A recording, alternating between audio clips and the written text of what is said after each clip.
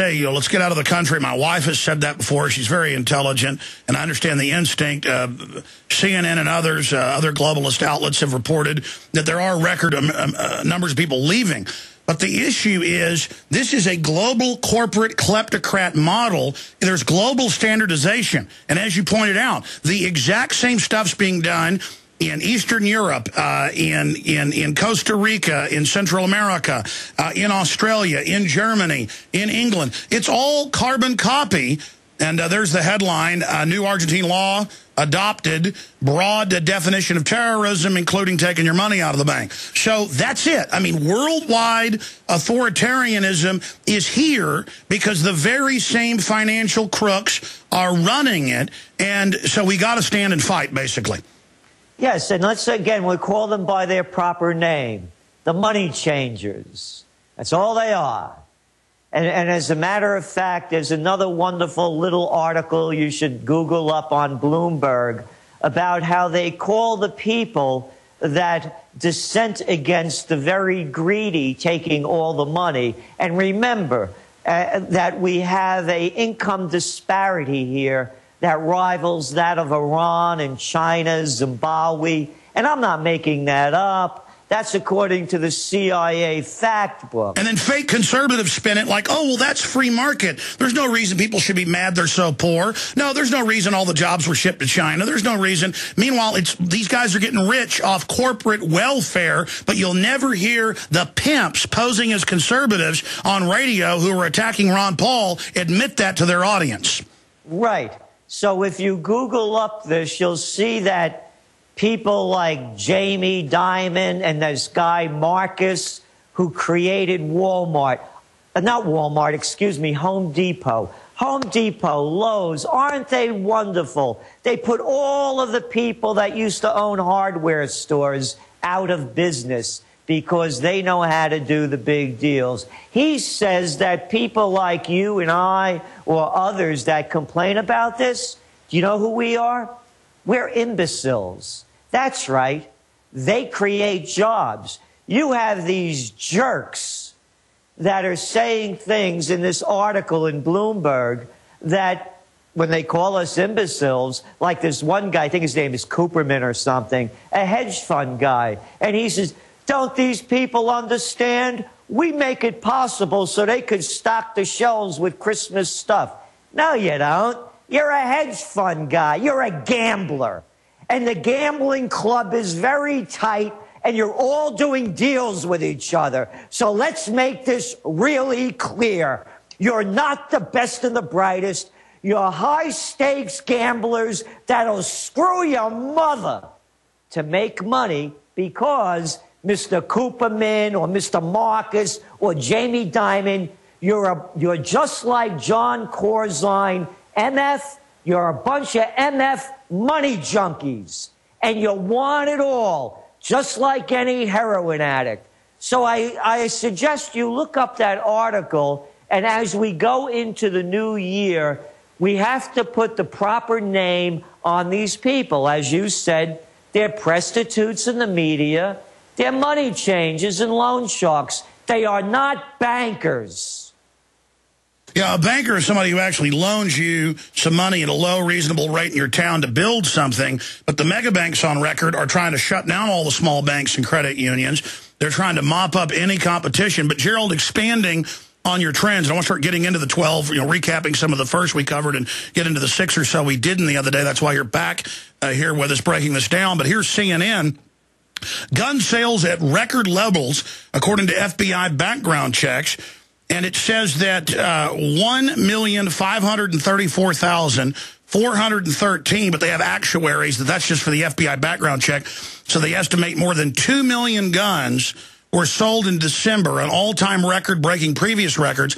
And they've done surveys here asking people why they are buying guns, and they say they believe there's going to be a collapse and that they don't trust the government. Look, folks, it's another illusion when we say nobody's waking up or my neighbors laugh at me. You may have some, addled, brainwashed neighbor who buys into this, but they are the minority. Most people just don't trust their neighbors, so they act dumb. Most people Okay, and most police I talk to, and most military, and look at how they give most of their money to Ron Paul, that's proof right there, politically in the campaign, are totally waking up, Gerald. What's your view on just the absolute breakneck arming that the American people are doing?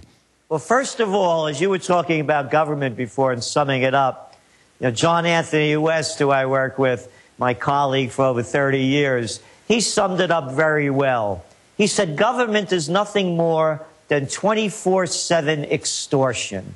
That's all it is. So as you're reading the report about the people buying guns, it's our third trend. It's called climax time. In 2012, many of the long-simmering socioeconomic and geopolitical trends that we have forecast and tracked will come to a climax. Some will arrive with a big bang, and others less dramatically, but no less consequentially. So the people in their gut, they know it's collapsing, and they're taking preparations for the worst. And the worst is coming upon us. Well, let's start at the beginning. Let's race through the 12 trends here, Gerald. Well, the first one, of course, is economic martial law. I'm warning people, as I've said, I've been having difficulty getting my money out of the bank, and people are emailing me every day and telling me of their problems as well. So again, I don't give financial advice. You know my motto, think for yourself. All I'm saying is that the whole European system is collapsing. We saw that phony bond sale the other day, the last 2 days in Italy. Here, the ECB dumped $600 billion into the banks so they could buy bonds. So this is collapsing. I believe they're going to call an economic martial law. The second trend, battlefield America. As you well know and have been well talking about, and you're doing a great job with your writers in detailing what the National Defense Authorization Act is. The battlefield America is being put in place, I believe, to take care of the economic martial law, because there's going, just imagine if the nation shuts down, the chaos that we're going to see. And from the martial law, the economic martial law. And so things are being put in place, which brings me to the third trend, which is climax. This is the year it all starts falling apart. There are no green shoots. There is no recovery. As you pointed out, those phony little numbers they throw out there, you know, like housing starts, you know. Oh yeah, they're up a little bit, but the whole thing is really going down. Housing prices have fallen worse than they have during the Great Depression. What more do people have to know? And it's not only in the U.S., it's everywhere. And those bubbles now that they created in other countries to try to prop it up, those real estate bubbles, they're collapsing as well. The next trend, you talked about it a bit, and it's the technocrat takeover. And again, it's fascism, the merger of state and corporate powers. Let's stop calling them technocrats. Who's in Italy? Mario Three-Card Monte. Who's over in Greece? Greece, the cradle of democracy. Here's to you, democracy. We just put in a technocrat. Papademos, where's he from? Oh, this cat actually, he did a stint with the Federal Reserve. You mean Mr. Celente? Both of those guys are bankers? That's right. The money changers have taken over the temple in Athens, the temple in Rome, and of course the temple in Berlin, in Paris, the U.S., everywhere. It's not a technocratic takeover. It's the end of the democracy that they've tried to tell us that we have, and it's fascism. Capisce? Let's call it what it is, Mario Monti. You should know. It's happening everywhere. You're right. Stay there. More trends straight ahead. Gerald Celente. We'll be right back. Don't forget, my friends, you can go to trendsresearch.com and subscribe to get the trend alerts and also the quarterly journals, invaluable in-depth analysis and information. And don't forget, we're going to go ahead and run it a bit into the new year here. All 18 of my films on DVD, over 70% off. The Alex Jones Everything Special, $99.95, and the profit we do make goes into this news operation. that is the real, true media in the face of the globalist. We also have a 15-day free trial. We've instituted again because it was so popular for folks that want to see the nightly news and more. Prisonplanet.tv or InfoWarsNews.com. Okay, Gerald, racing here. We haven't even gotten into the trends yet that you didn't cover when you were on last time, so please continue. The next big one is repatriate, repatriate. The only way things are going to come back to the way this country used to be, and at one time, and I'm old enough to remember, and many people are, when people could have a job and live a comfortable middle-class life, is when manufacturing and the core of engineering and service sectors in the most highest levels were in America. We're 312 million people strong.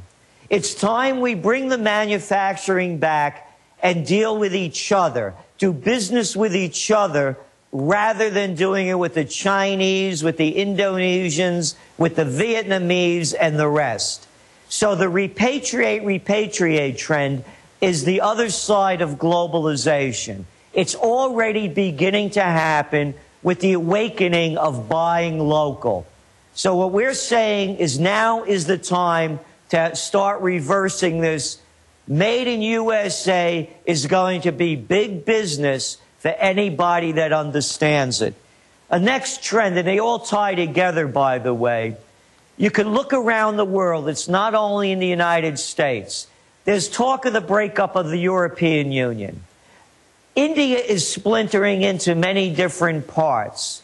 Spain continues the secessionist movements. You're seeing it happening worldwide in places that you never thought it would happen before. Belgium. You go down the list. We believe, and you said it before when you were talking about the economist piece, about how the technocrats can tell us what we should do. It's Big Brother, USSR, Soviet Union mentality.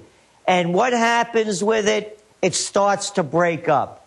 Secessionism movement worldwide in the United States is going to start gaining strength in 2012. The reason why it died, it was picking up steam under the Bush administration, is because when people were tired with Bush, remember Bush got booed off the stage on Inauguration Day, is because they got conned into believing that in the words of Obama, he was going to heal the nation and repair the world. But he was bought and paid for by the very same interests that admit they're setting up an authoritarian system. That's what's amazing about all these articles.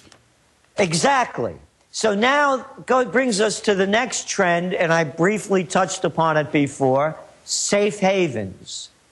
You know, I tell this story. I used to go out with this wonderful French woman, and they came from a very, very well-to-do Parisian family. Her aunt used to teach at Tufts University, and her aunt was 14 years old when the Germans marched into Paris. And I said to her, Martine, I said, you know, you came from such an affluent family. Her father won the Legion of Honor. You know, this is the kind of family it is. I said, you must have known that the Germans were coming. She should tell me the story of how her Tell you what, stay there. We got to hear it after this 1-minute break. Gerald Celente, always riveting, is our guest. All right, final segment with Gerald Celente. He was getting into his well-to-do French girlfriend years ago, and he was saying, he was talking to, I guess he was saying the mother or one of the family who was alive when the Nazis came. You know, didn't you know they were coming? Please continue where you left off, Gerald. Yes, so remember, this is about the safe haven trend. And so she told me, she said she remembers her mother, you know, which was my girlfriend's grandmother, walking into the metro and the German soldiers grabbing her and putting her to one side and grabbing the next person and putting it to the other. And they had 15 people. And they mowed down the 15 people on the right, and her mother survived. And that was because the resistance killed a German soldier the night before. For every one person that the resistance were killing, the Germans were killing 15. I said, why didn't you leave? You must have known they were coming. And she said to me, Gerald, The people that thought they had too much to leave behind stayed behind. So when we talk about safe havens,